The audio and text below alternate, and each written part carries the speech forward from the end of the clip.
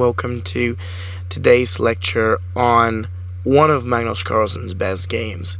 This game was played in the Lawson Young Masters tournament in year 2005 when Magnus was only 15 years old, yet he was one of the best grandmasters in the world, and this game in particular utilizes two of his most powerful techniques that I'd like to bring to your attention. After the moves of e4, c5, knight f3, and then d6, what you realize in this position is that white is playing the normal line of Sicilian. There's a knight off, so in case of the exchange, recaptures, and then the move of knight f6, white advances with knight to the c3. What you like to know is that this is the kind of variation which, first and foremost, allows white to control the center, but it actually does it at a little bit of a cost. And the cost is that he has to lose a little bit of his control by spending a few extra moves with the development. So basically, after the move of a6, white played bishop e2, e6, and f4. Now, what we see here is an instructive position. The first thing that you realize is that white isn't just going for the simple, let's control the center. You know, what he wants to do, essentially, is to back up a couple of valuable squares around the center, in particular at the square of e5. And then, given that black is unable to move in there, white will be able, or she should have the chance to castle, set up the bishop on the e3, and then very quickly, move along that area. The bishop from the e2 will likely find its way to go to f3, and the position around the center is solid.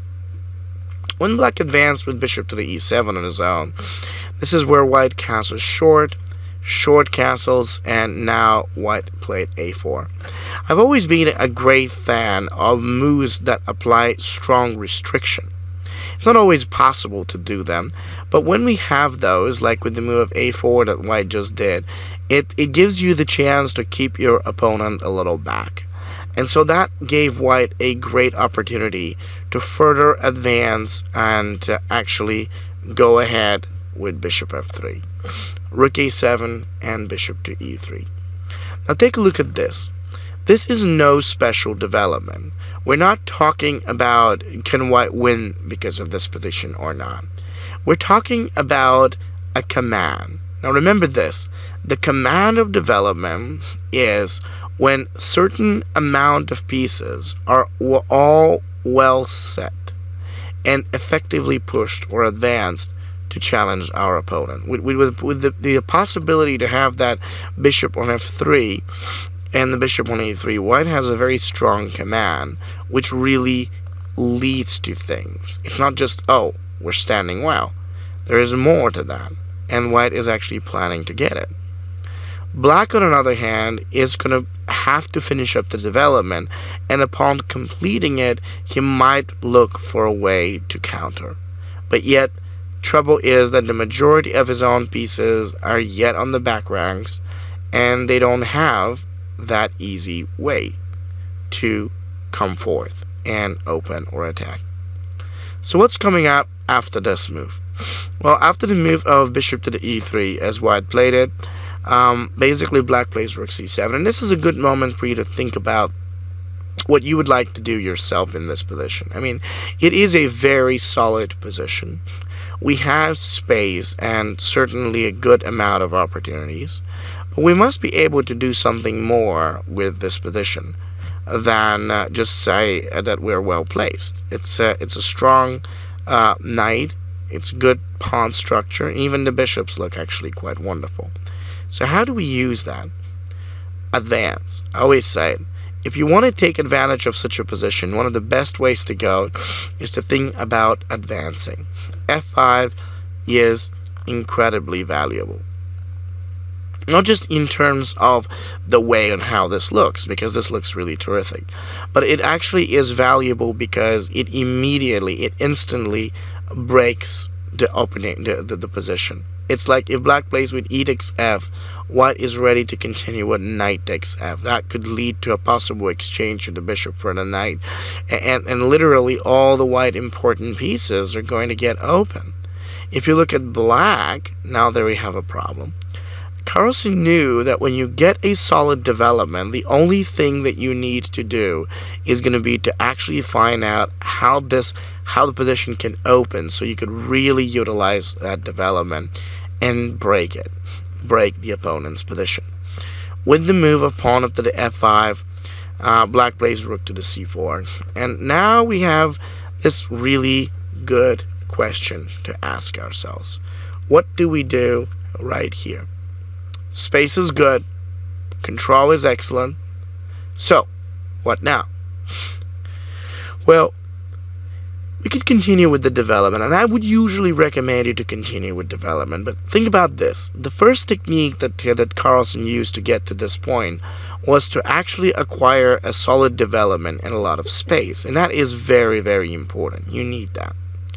But then the second thing that we often need, so we can be just as successful, is to use that space and the control and acquire more, usually through a flank attack.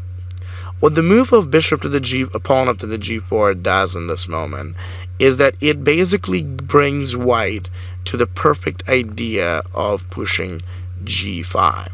And if it really comes up in this exact way, it's not just going to be the black knight that will have to go back, but it's going to be also the rest of our pieces and all of them actually, coming together and moving to trouble the opponent. It's a beautiful move, and it's a wonderful idea to get it going. G4 really made it work. The secret is that no matter what is going on, you've got to think that space, activity, and better control are only temporary things.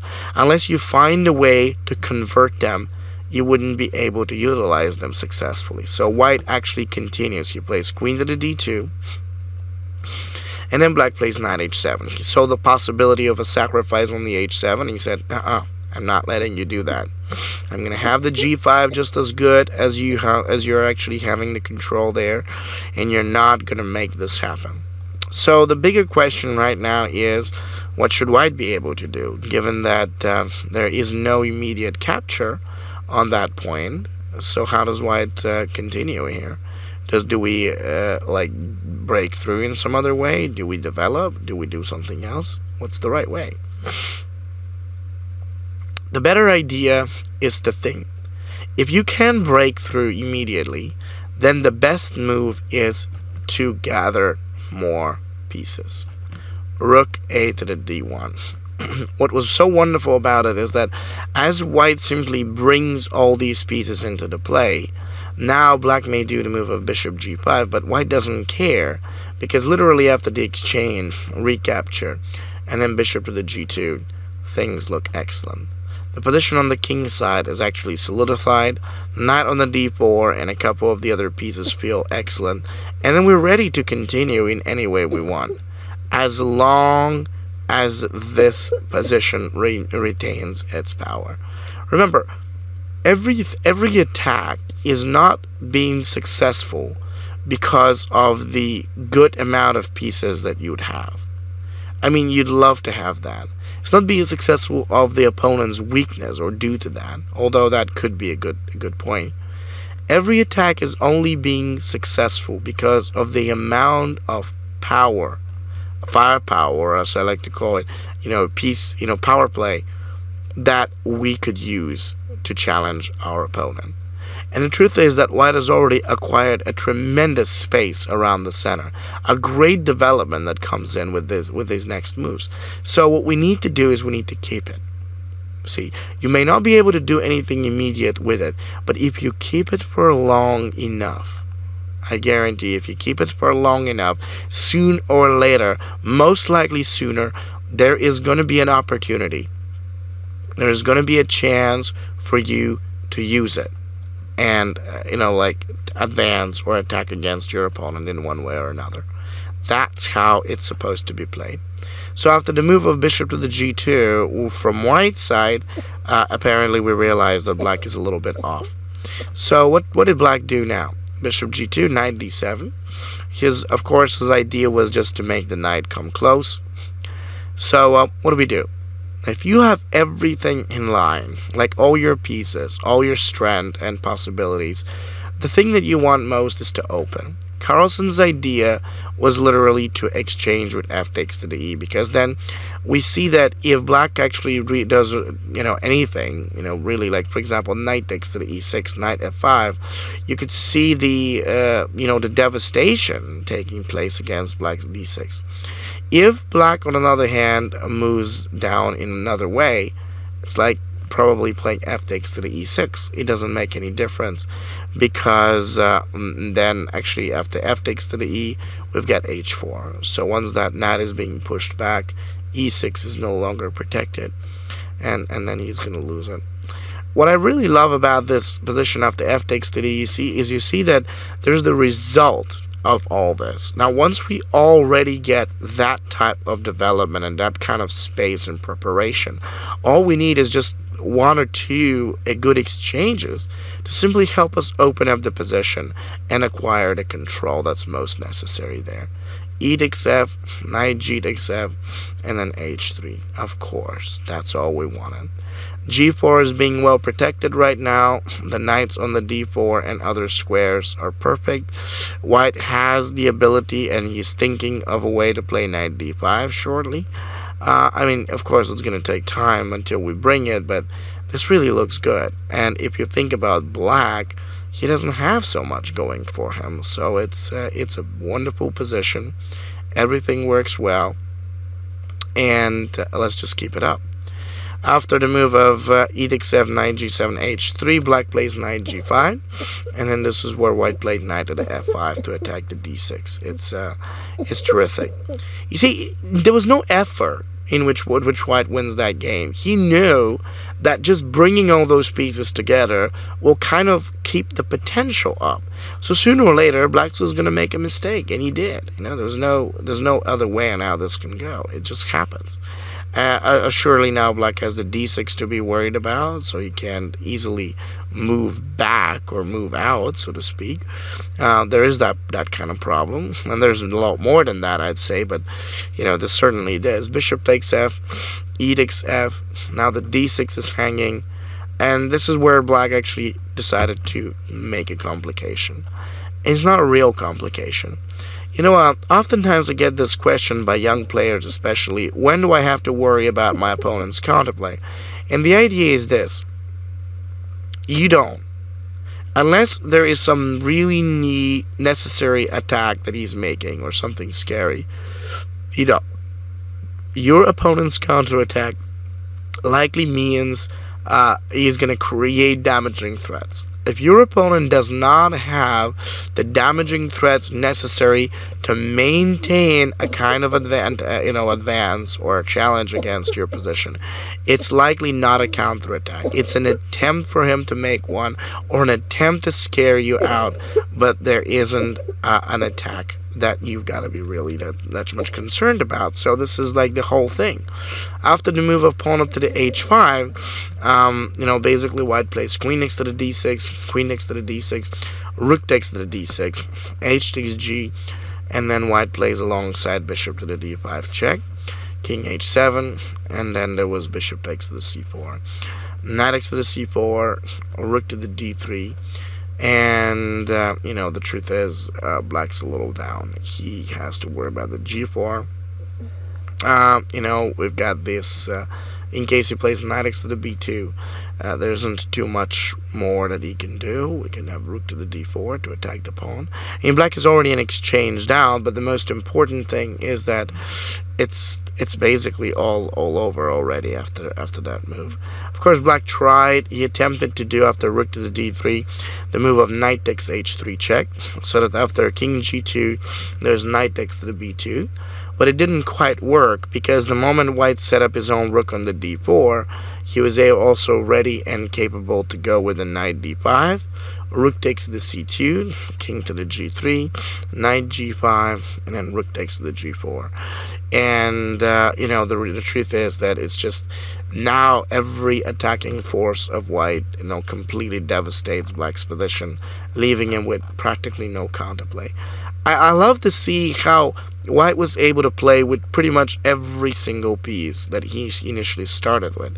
I see so many times people make the mistake of playing with one or two pieces because they say those are quote unquote the best pieces, and I say no. It's the formation of all these pieces that form the different threats you can create, and then the more you keep them up, the worse it's going to keep getting for the opponent. Knight h6, rook g6, little check, king g2. Black keeps on going, but nobody cares about that, because the reality is that after the king goes forth here, rook c4, king d5, rook c, king e6, there's no chance for black to stop the move of rook to h1 takes to the h6, and that's going to be devastating. It's scary, it's dangerous, black's down, his pieces are behind, and it's wonderful. And if you really go back to an earlier stage, you realize that this game was not just development and preparation, it was the pressure. Naturally, once white took away the space, his position became a lot more capable, and because of that tremendous control in both space and activity, black was just unable to feel like he could actually live again, or his pieces could do anything more. So it only took a while before the rest of the attacking moves took place, and it was just wonderful. Black lost a pawn, and after that, of course, his game was already just too bad. So knight f5 was wonderful. White got the pieces, and then everything else worked. So I hope you do understand it. In conclusion, I want to say those three actually. If you want to apply a successful strategy of positional play, first you need a fast development, a better control over the center, more space, and above all else, good coordination between the pieces. When you get all these factors, you might want to consider opening up the position or getting more tactical lines, because you're definitely going to feel that energy, that power bursting within. That was actually what Carlsen did, and he didn't need to break through or attempt any risky attacks. He let the opponent make the mistake, so once the opponent did it, essentially all Carlsen had to do was just take advantage and use that effectively. Very instructive game with a couple really good points that you can keep in mind and remember or understand whenever it comes to your games as well.